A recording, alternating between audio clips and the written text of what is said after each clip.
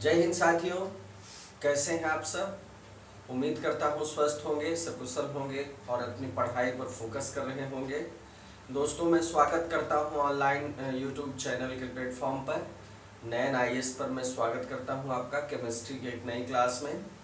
तो केमिस्ट्री में हम लोग दोस्तों अक्रिय गैसों के बारे में पढ़ रहे थे। हमने नाइट्रोजन को देखा, सल्फर को देखा पिछली क्लास में, और इसके आगे की चीज़ें हमको देखनी थी। उनके अनुप्रयोगों को हमने समझा, किस तरह उनका प्रयोग किया जाता है। नाइट्रस ऑक्साइड देखा हमने नाइट्रोजन के बारे में देखा कि किस तरह नाइट्रोजन पौधों के लिए बहुत अनिवार्य होती है उनके विकास के लिए, और कीटभक्षी पौधे किस तरह जो है नाइट्रोजन की आपूर्ति करते हैं कीटों को खा के।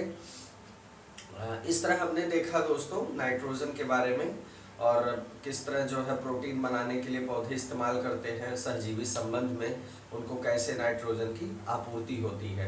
अब इसके आगे की चीज़ें आज की क्लास में हम देखेंगे और एक नए टॉपिक से शुरू करेंगे। तो दोस्तों, आगे की जो बात थी, आगे हमको देखना था दोस्तों अश्रु गैस के बारे में। अक्रिय गैस है, अश्रु गैस देखते हैं दोस्तों क्या होती है। आपने सुना होगा दोस्तों अश्रु गैसों के बारे में, आपने समाचार पत्रों में सुना होगा जब विरोध प्रदर्शन होता है तो भीड़ को तितर बितर करने के लिए इस गैस का प्रयोग किया जाता है। ठीक है, अश्रु गैस का प्रयोग किया जाता है। किस चीज के लिए किया जाता है? अनियंत्रित भीड़ को तितर बितर करने के लिए। ठीक है, अनियंत्रित भीड़ को तितर बितर करने के लिए इसका प्रयोग होता है।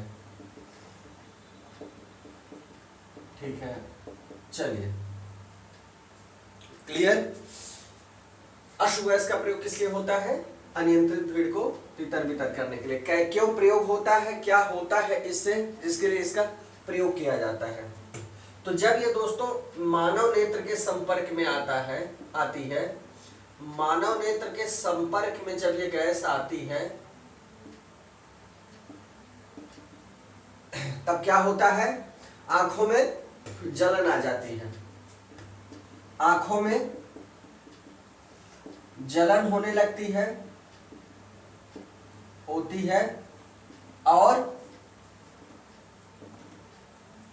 अश्रु टपकने लगते हैं। ठीक है, आंसू अपने आप जो है टपकने लगते हैं। ठीक है, इस गैस का प्रभाव इस तरह होता है कि नेत्रों में जलन होने लगती है और आंसू टपकने लगते हैं। क्लियर हुआ? चलिए, ये हो गई अश्रु गैस के बारे में। ठीक है, तो ये तो हो गया अश्रु गैस। इनके कार्य के आधार पे इनको कहा जाता है, क्योंकि इनसे आंसू निकलते हैं, आंखों में जलन होने लगती है। दोस्तों, इसमें कौन कौन सी गैसें हैं जो अश्रु गैसों में शामिल की जाती हैं, वो हमें जानना है। नाम क्या है इसका? Alpha chloro acetophenol. Alpha chloro एसिटोफिनाल,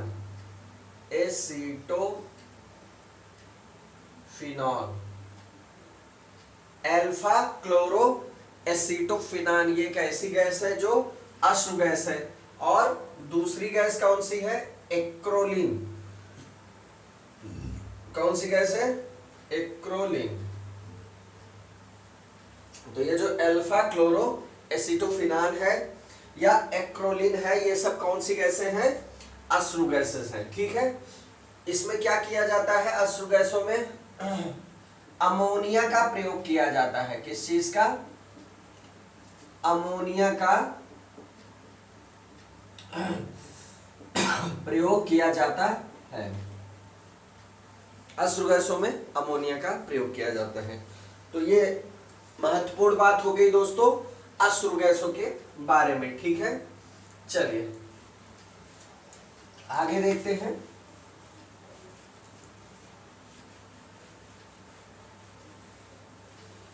आगे देखते हैं दोस्तों क्लोरीन, फ्लोरीन,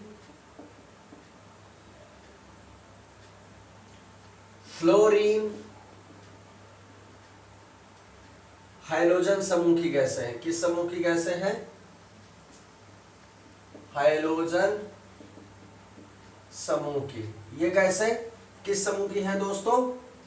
हाइड्रोजन समूह की गैसें हैं। हाइड्रोजन समूह क्या है ये जानना आवश्यक है आपके लिए। अत्य जो है फ्लोरीन क्या है?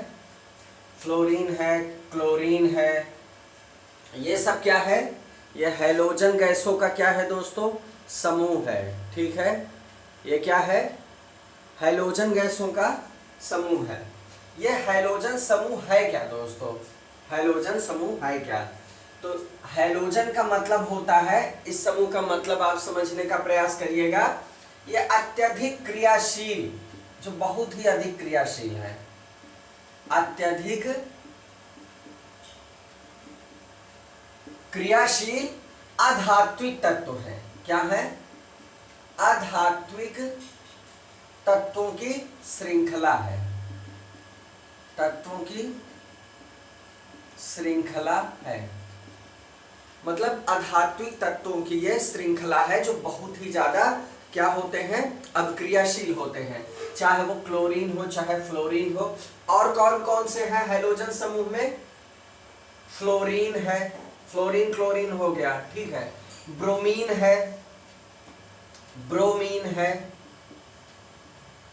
ठीक है, ब्रोमीन है। आयोडाइन है, आयोडीन या आयोडाइन, आयोडीन है।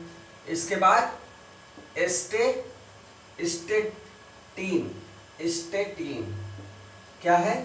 एस्टेटीन, इसको हम कहेंगे एस्टेटीन। तो ये क्लोरीन, फ्लोरीन, ब्रोमीन, आयोडीन या एस्टेटीन जो है ये क्या है दोस्तों? हाइड्रोजन समूह की श्रृंखला के हैं, जो क्या होते हैं? अत्यधिक क्रियाशील होते हैं। ठीक है, चलिए ये बात क्लियर हुई। चलिए आगे देखते हैं दोस्तों।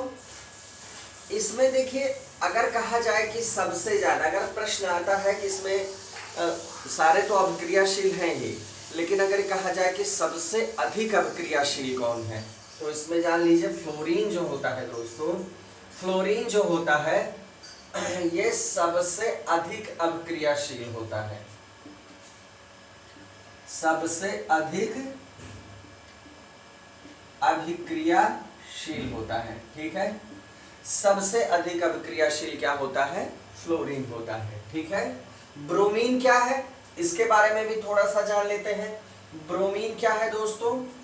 ब्रोमीन जो होता है ये पीड़ानाशक के रूप में प्रयोग किया जाता है। पीड़ानाशक, ब्रोमीन का इस्तेमाल किस लिए किया जाता है? इनका देखिए अप्लाइड जो है दोस्तों, यही सवाल पूछा जाता है, इनका उपयोग क्यों किया जाता है, कहाँ किया जाता है, किस तरह ये मानव जीवन के लिए उपयोगी है, इन्हीं चीजों में इनका जो है प्रश्न बनता है। ठीक है, तो ब्रोमीन क्या है? पीड़ानाशक है। क्लियर हुआ? अच्छा, अब आयोडीन भी समझ लेते हैं। आयोडीन भी समझ लेते हैं दोस्तों, आयोडीन किस तरह इस्तेमाल होता है। आयोडीन देख लेते हैं।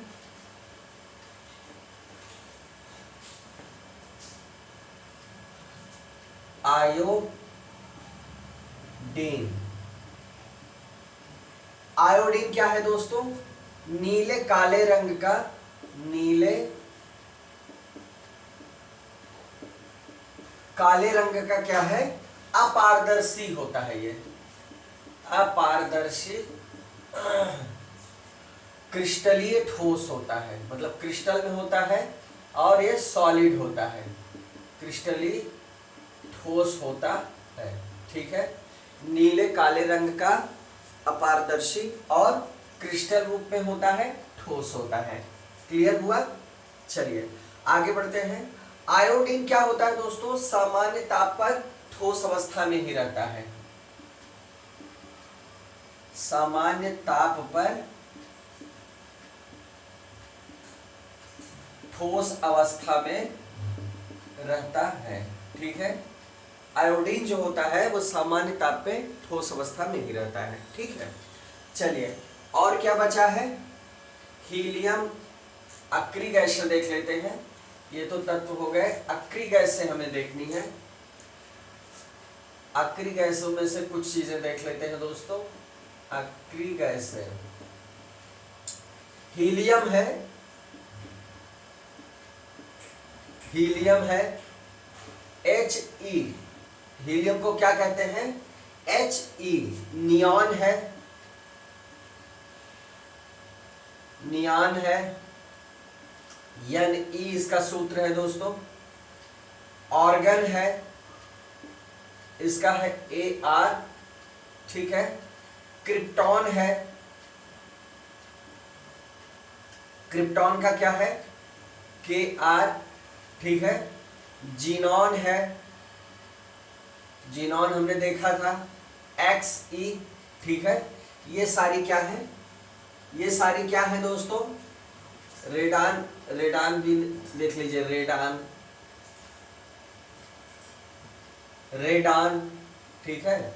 ये सारी गैसें क्या है दोस्तों? ये सारी गैसें अक्रिय गैसें हैं, ठीक है। कैसी गैसें हैं? अक्रिय गैसें, ठीक है। इनको जो है ना इनर्ट, इनर्ट जो है गैस कहा जाता है। क्या कहा जाता है? इनर्ट गैस, इनर्ट गैस या एक्टिव अक्रिय गैस, और इनको उत्कृष्ट गैस भी कहा जाता है। इनका एक नाम क्या है? उत्कृष्ट गैस या नोबल गैस, नोबल गैस, ठीक है। या फिर दुर्लभ गैस भी कहा जाता है। क्या कहा जाता है? दुर्लभ गैस। दुर्लभ इसलिए कहा जाता है कि वायुमंडल में बहुत अधिक मात्रा में नहीं पाई जाती। हमने ज़ीनॉन के बारे में ही देखा था, ये बहुत ही दुर्लभ गैस होती है। तो कहने का मतलब अक्रिय गैसों को उत्कृष्ट गैस भी कहते हैं, नोबल गैस कहते हैं, और दुर्लभ गैस भी कहते हैं, ठीक है। बस इतना बहुत पर्याप्त है दोस्तों। अब इसके बाद जो हम टॉपिक पढ़ेंगे, नया टॉपिक हम शुरू करेंगे दोस्तों, ठीक है। आर्गन आप जानते ही हैं दोस्तों, आर्गन कहां भरी जाती है? आर्गन कहां भरी जाती है? आर्गन ट्यूबलाइट, जैसे ट्यूबलाइट आपने देखा होगा, ट्यूबलाइट, ठीक है। इसमें क्या भरा जाता है? ये है ट्यूब लाइट। इसमें क्या भरा जाता है? कम दाब पर पारे की, मरकरी की वाष्प भरी जाती है, ठीक है। और क्या भरा जाता है? ठीक है, ऑर्गन गैस भरी जाती है, ठीक है, जो कि क्या है? एक अक्रिय गैस है, ठीक है। ऑर्गन भरी जाती है। और जो है ट्यूबलाइट में जो कांच प्रयुक्त होता है, इसकी आंतरिक सतह, ये जो आपने देखा होगा कभी, अगर आपने ट्यूबलाइट तोड़ी होगी या टूटी हुई ट्यूबलाइट देखी होगी जो डैमेज्ड है, टूट गई है, तो आपने देखा होगा कुछ पाउडर जैसा लेप इसमें अंदर की सतह पे रहता है, ठीक है। ये लेप किस चीज का होता है दोस्तों? Phosphor powder. ये होता है फास्फर पाउडर, ठीक है, फास्फर पाउडर होता है। तो चलिए, ये हो गया आपका। अब शुरू करेंगे एक नया टॉपिक दोस्तों, अम्ल, क्षार और लवण।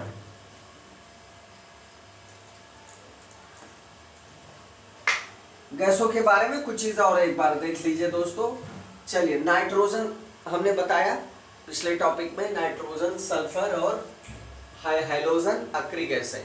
नाइट्रोजन के बारे में थोड़ा सा जान लीजिए। नाइट्रोजन आयतन की दृष्टि से दोस्तों, नाइट्रोजन के बारे में थोड़ा सा जान लीजिए, तब नया टॉपिक शुरू किया जाए। नाइट्रोजन आयतन की दृष्टि से कितना पाई जाती है, वैसे पता होगा आपको, लेकिन आप जान लीजिए, लगभग 78% पाई जाती है। कितनी पाई जाती है? लगभग 78% पाई जाती है। दूसरे नंबर पे कौन सी गैस पाई जाती है दोस्तों? ऑक्सीजन गैस पाई जाती है। दूसरे नंबर पे जो गैस पाई जाती है वो गैस कौन सी है? वो गैस है दोस्तों ऑक्सीजन, ठीक है। ये 20.95% पाई जाती है, ठीक है। 20.95% पाई जाती है ऑक्सीजन, ठीक है। आर्गन कितनी पाई जाती है?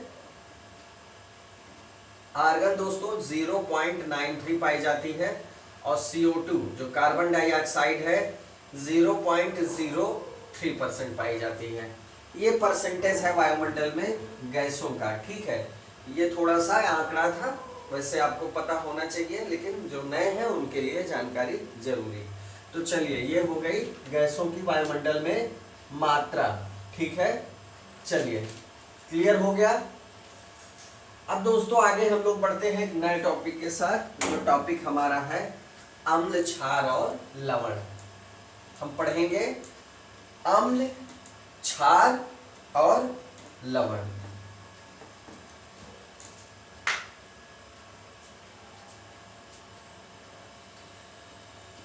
अम्ल को एसिड कहते हैं, क्षार को क्या कहते हैं, एल्केलाइन। अम्ल, क्षार और लवण, लवण साल्ट होता है, ठीक है, और लवण। चलिए, अब देखिए दोस्तों, अब हमको इसमें क्या समझना है, ठीक है, हमको अलग अलग सबके गुणधर्म समझने हैं। अच्छा, दही, दही होता है दोस्तों, दही आपने खाया है, दही आप खाते हैं, दही का स्वाद कैसा होता है? नींबू का रस का स्वाद कैसा होता है? नींबू का रस, संतरे का रस, संतरे का रस, सिरके का रस, इन सब का जो स्वाद होता है दोस्तों, वो कैसा होता है? जाहिर सी बात है, क्या होता है? खट्टा होता है। कैसा होता है दोस्तों? खट्टा होता है। क्लियर? ये जो खट्टा किस लिए होता है? क्योंकि इनमें क्या पाया जाता है? इनमें पाया जाता है अम्ल, जिसको हम क्या कहते हैं दोस्तों? एसिड कहते हैं। अम्ल या एसिड की उपस्थिति की वजह से इनका स्वाद खट्टा होता है। और अलग अलग पदार्थों में अलग अलग अम्ल पाया जाता है। खट्टेपन का कारण अलग अलग अम्ल होता है। जैसे अगर संतरे का रस खट्टा है, या नींबू का रस खट्टा है, या दही का रस खट्टा है, तो दही का जो खट्टापन है वो किसी दूसरी एसिड की वजह से होगा। संतरे का जो खट्टापन है वो किसी दूसरे अम्ल की वजह से होगा। क्लियर हुआ? लेकिन वो होगा क्या? वो अम्ल ही होगा, एसिड ही होगा। ठीक है, चलिए आइए देखते हैं इसको डिटेल में, विस्तार में इसको पढ़ते हैं दोस्तों। आइए इसको विस्तार से देखा जाए। ठीक है, चलिए अब देखिए, ऐसे पदार्थ, इनकी प्रकृति क्या होती है? रासायनिक प्रकृति अम्लीय होती है। इनकी जो रासायनिक प्रकृति होती है वो क्या होती है दोस्तों? अम्लीय होती है। ठीक है, एसिड, एसिड शब्द है। ठीक है, ये किस शब्द से बना है दोस्तों? एसियर से। एसियर क्या है? एसियर क्या है दोस्तों? लैटिन शब्द है, लैटिन शब्द है। ठीक है, और इसका अर्थ क्या होता है? खट्टा। जाहिर सी बात है, एसिड का भी मतलब क्या होगा? खट्टा होगा। मतलब जो स्वाद में कैसे हो? खट्टे हो, वो क्या है?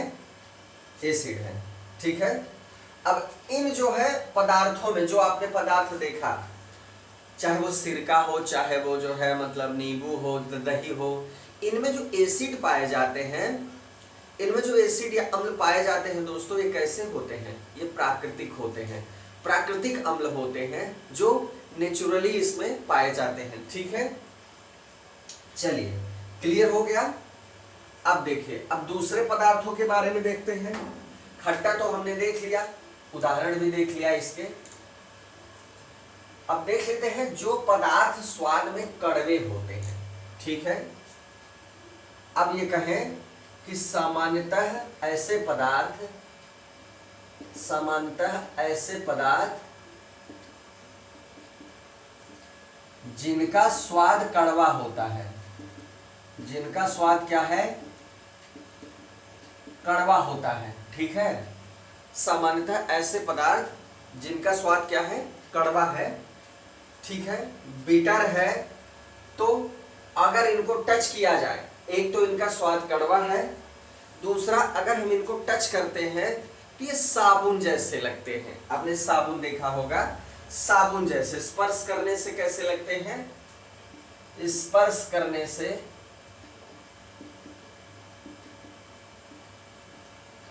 साबुन जैसे लगते हैं, ठीक है।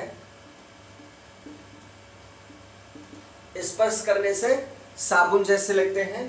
तो ये तत्व क्या होते हैं, ये पदार्थ क्या होते हैं दोस्तों, ये क्षारक कहलाते हैं।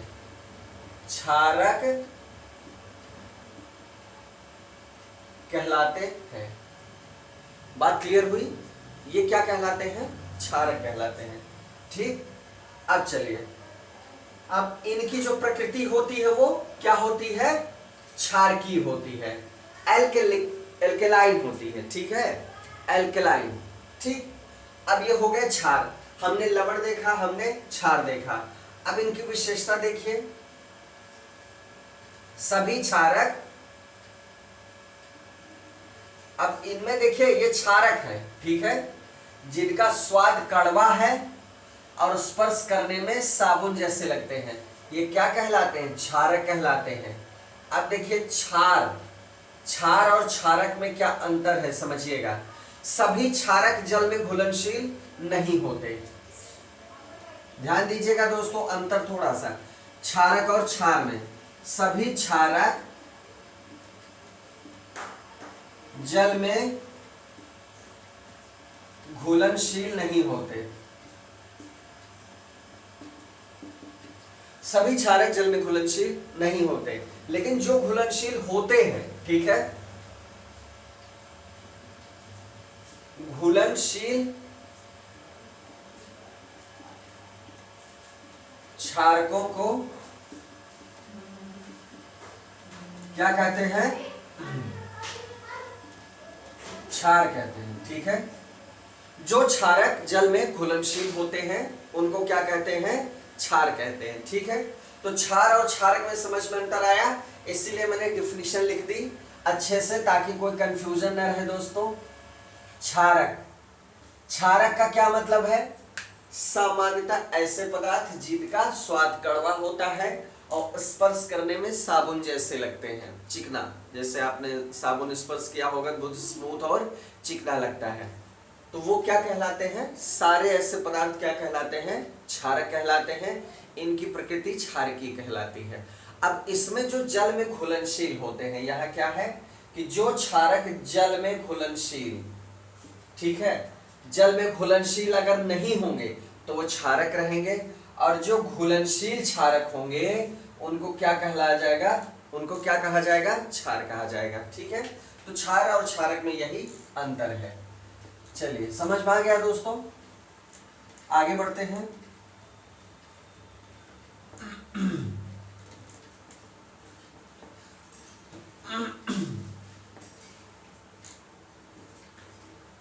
अब इसका मतलब क्या हुआ, इसका मतलब क्षार एक प्रकार के क्षारक हैं, लेकिन सभी क्षारक क्षार नहीं होते, क्योंकि केवल घुलनशील क्षार होंगे, लेकिन सभी क्षार जो होते हैं वो क्षारक होते हैं, क्योंकि उनमें क्या होता है, स्वाद कड़वा होता है और स्पर्श करने से साबुन जैसे लगते हैं। घुलनशील होंगे तो क्षार कहलाएंगे, घुलनशील नहीं है तो क्षारक तो हैं ही, ठीक है, क्लियर हुआ। चलिए अब कुछ क्षार का उदाहरण लेते हैं, कुछ जो है क्षार देखते हैं, ठीक है। सोडियम हाइड्रोक्साइड,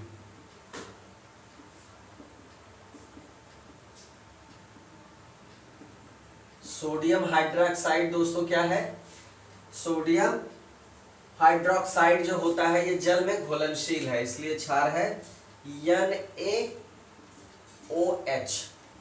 NaOH होता है इसका सूत्र, इसको ऐसे लिखते हैं, कैपिटल NaOH, ठीक है, दोनों कैपिटल में रहेगा, N कैपिटल में, फिर स्मॉल में A, फिर OH कैपिटल में, ठीक है। NaOH होता है sodium hydroxide. Potassium hydroxide, potassium hydroxide, ठीक है, पोटेशियम हाइड्रोक्साइड का सूत्र है KOH, ठीक है। ऐसे कैल्शियम हाइड्रोक्साइड है, कैल्शियम हाइड्रोक्साइड, ये पूछा जाता है दोस्तों, पूछ लिया जाएगा कि कैल्शियम हाइड्रोक्साइड इनमें से कौन सा क्षार है, ठीक है। ये जल में घुलनशील है, इसलिए महत्वपूर्ण क्षार को मैं आपको बता दे रहा हूँ। कैल्शियम हाइड्रोक्साइड का सूत्र क्या है? पोटेशियम हाइड्रोक्साइड का KOH है, कैल्शियम का CaOH, इसके बाद जो है ये 2 हो जाएगा, ठीक है। Ammonium hydroxide, ammonium hydroxide, ammonium hydroxide का क्या है? NH4O2, NH4OH, ठीक है। NH4OH है अमोनियम हाइड्रोक्साइड का सूत्र। तो ये कुछ महत्वपूर्ण क्षार हैं और उनके सूत्र हैं, ठीक है। चलिए, क्लियर हुआ दोस्तों? कोई कंफ्यूजन इसमें नहीं होना चाहिए। सभी क्षार जो है क्षारक होते हैं, लेकिन केवल घुलनशील क्षारक ही जो है क्षार होते हैं। प्रकृति कैसी है? स्वाद में कड़वा और टच करने पे साबुन जैसे। अम्ल की प्रकृति क्या होती है? उनमें खट्टापन होता है, ठीक है। चलिए आगे बढ़ते हैं।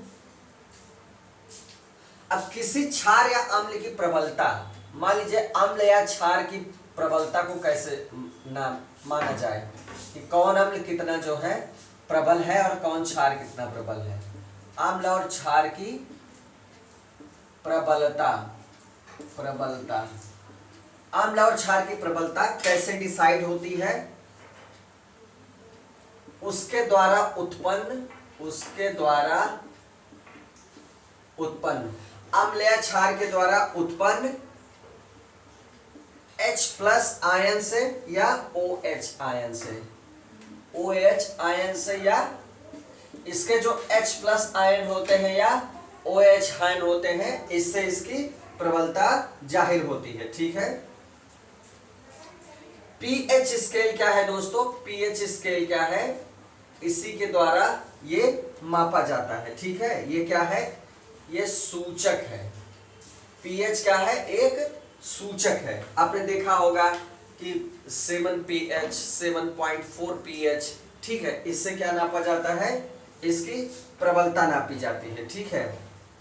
अब देखिए यह स्केल जो होता है दोस्तों 0 से 14, 0 से 14, तो 0 क्या है? अति अम्लीय है, और 14 क्या है? अति क्षारी। अब इसको बहुत अच्छे से समझ लीजिए, हमेशा काम आएगा। मान लीजिए इसको हम यहां बांट देते हैं 7 में, तो 0 से 7 का मतलब है कि ये अम्लीय है, 7 से 14 का मतलब है कि ये क्षारी प्रकृति का है। किसी भी पदार्थ का अगर मान 7 से ऊपर इधर बढ़ रहा है, 7.1, 7.2, 7.4, इसका मतलब उसकी प्रकृति किस तरफ बढ़ रही है? क्षारीयता की तरफ बढ़ रही है। अगर वो इस 7 वाली स्केल के इधर है तो इसका मतलब वो एसिडिक है, इधर है तो अल्कलाइन है। और ध्यान दीजिएगा 7 है तो सामान्य है। अब यहां एक चीज ये देखिएगा, जितना इधर कम होगा उतना ज्यादा अम्लीय होगा, इधर जितना अधिक होगा उतना अधिक क्षारी होगा। हमेशा के लिए याद कर लीजिए, बहुत काम आने वाला है आपके, ठीक ठीक। चलिए यहां आपने देख लिया।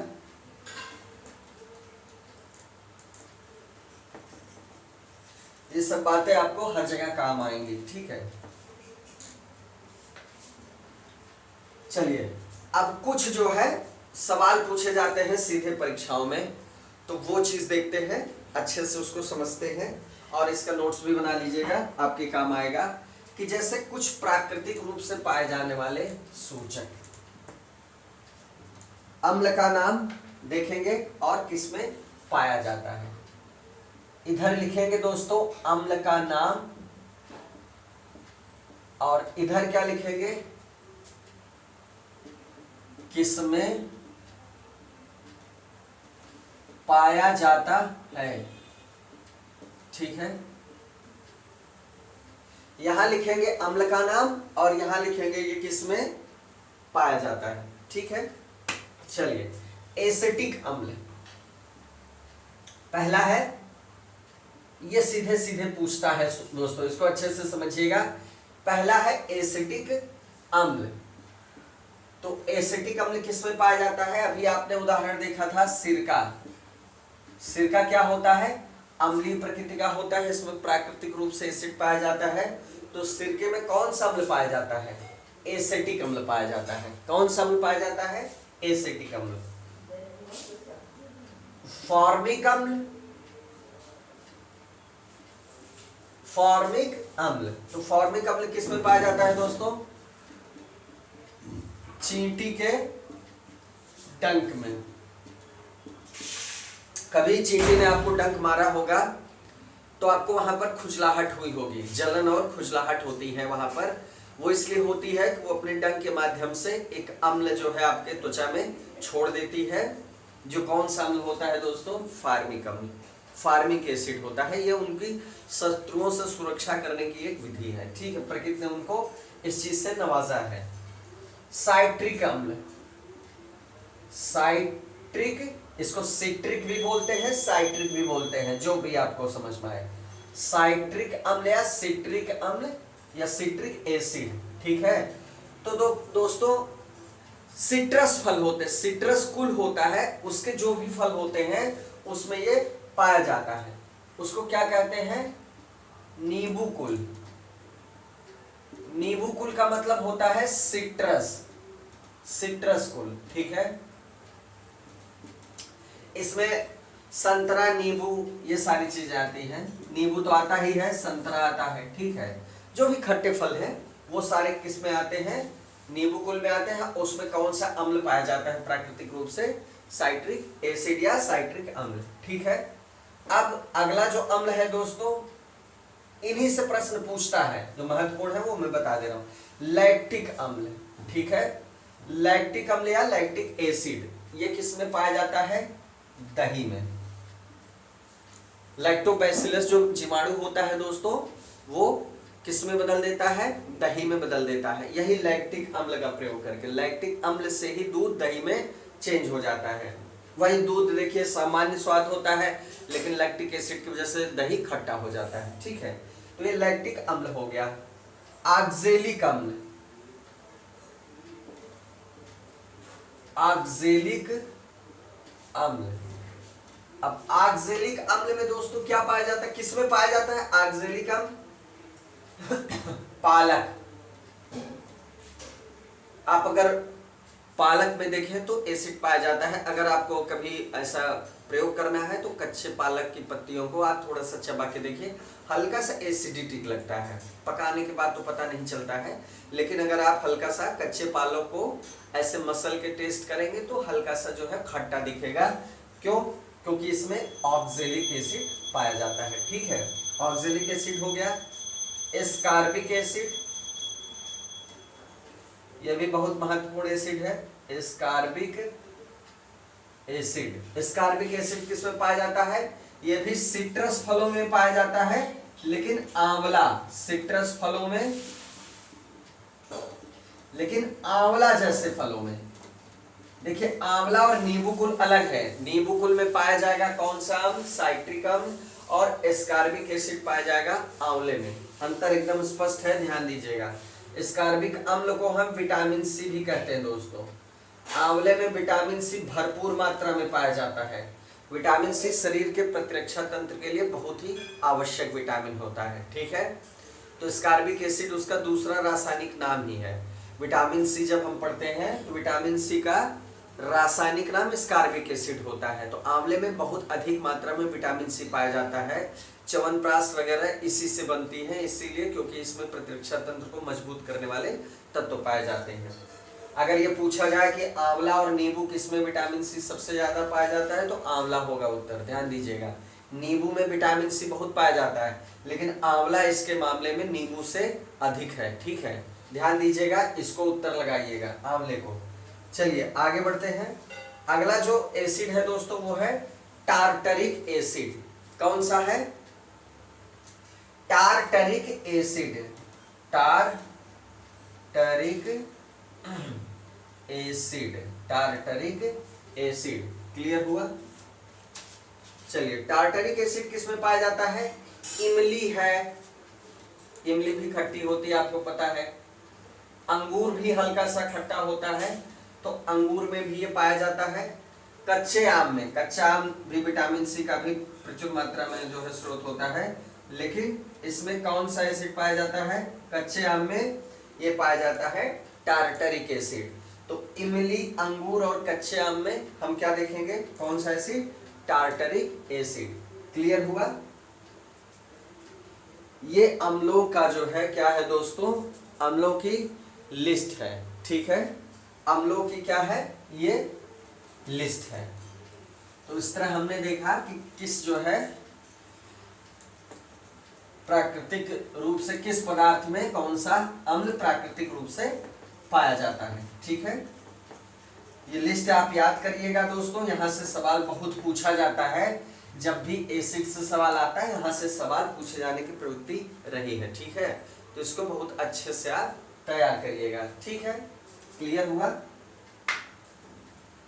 अब क्षारक देख लेते हैं दोस्तों। जैसे हमने अम्ल देखा, वैसे क्षारक देख लेते हैं। तो एक इधर क्षारक हो जाएगा, इधर हो जाएगा किसमें पाया जाता है। इधर क्षारक हो गया, इधर हो गया किसमें ये पाया जाता है। अम्ल वाला आपको समझ में आ गया। अब इधर है कैल्शियम हाइड्रोक्साइड। कैल्शियम हाइड्रोक्साइड ये क्या है? क्षारक है, आपने देखा था, ठीक है। चलिए आगे देखते हैं, ठीक है। ये क्षारक भी है, क्षार भी है, क्योंकि जल में घुलनशील है। तो कैल्शियम हाइड्रोक्साइड किसमें पाया जाता है? चूने के पानी में। चूने का जो पानी होता है दोस्तों, वो क्या होता है? क्षारीय प्रकृति का होता है, ठीक है। क्षारीय प्रकृति का होता है। अमोनियम हाइड्रोक्साइड, अमोनियम हाइड्रोक्साइड ये कहां पाया जाएगा? अमोनियम हाइड्रोक्साइड कहां पाया जाता है? एक आता है दोस्तों, स्प्रे आता है केमिकल वाला, जो खिड़की और कांच वगैरह को साफ किया जाता है, तो इसमें ये पाया जाता है। खिड़की का कांच वगैरह, खिड़की का कांच वगैरह साफ करने के लिए प्रयुक्त मार्जक। मार्जक मतलब क्या होता है? साफ करने वाला। तो खिड़की का कांच वगैरह साफ करने के लिए इस जो है क्षारक का प्रयोग किया जाता है। दोस्तों चूना या क्षार ये कांच वगैरह को साफ करने के लिए बहुत अच्छे से प्रयुक्त होते हैं, बहुत अच्छे से साफ भी करते हैं, ठीक है। ये ध्यान दीजिएगा, चूने से भी आप साफ करते हैं। हल्के से कपड़े में चूना लगा के आप अगर कांच या आईने को साफ करते हैं तो वो चमकदार हो जाता है। चलिए, खिड़की के कांच को साफ करने वाला जो मार्जक होता है उसमें ये पाया जाता है सोडियम हाइड्रोक्साइड, सोडियम हाइड्रोक्साइड, ठीक है, या potassium hydroxide, potassium hydroxide, sodium hydroxide या पोटेशियम हाइड्रोक्साइड, ये किस में पाया जाता है? जो सामान्यतः आप साबुन का इस्तेमाल करते हैं उसमें ये पाया जाता है, ठीक है। मैग्नीशियम हाइड्रोक्साइड, साबुन वाला क्या होता है क्षार दोस्तों? सोडियम हाइड्रोक्साइड या पोटेशियम हाइड्रोक्साइड, याद रखिएगा, काम आएगा हमेशा आपको। Magnesium, magnesium hydroxide, magnesium hydroxide ये दूधिया जो मैग्नीशियम होता है दोस्तों उसमें पाया जाता है। दूधिया, दूधिया मैग्नीशियम में ये पाया जाता है। दूधिया रंग का होता है, मिल्क ऑफ मैग्नीशिया इसको कहते हैं, milk of magnesia, milk of magnesia इसको बोला जाता है, ठीक है। तो ये मैग्नीशियम हाइड्रोक्साइड है, क्लियर हो गया। तो चलिए, ये हो गए कुछ महत्वपूर्ण दोस्तों क्षारक। तो कुछ महत्वपूर्ण अम्ल भी हमने देखा किसमें पाया जाता है। हमने क्षारकों को देखा कि वो क्षारकों में कौन से ऐसे पदार्थ हैं जिन्हें क्षार कहा जाता है, तो जल में विलेयता के आधार पर उन्हें क्षार कहा जाता है। बाकी सभी जो है क्षार क्षारक होते हैं, लेकिन सभी क्षारक क्षार नहीं होते।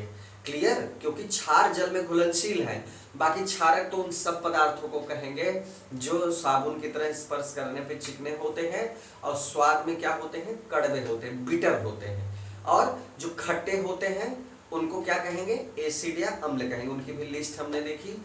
तो इस तरह दोस्तों मतलब काफ़ी चीज़ें क्लियर हो गई, आपको समझ में आ गया होगा। कोई समस्या है तो हमें कमेंट जरूर करें।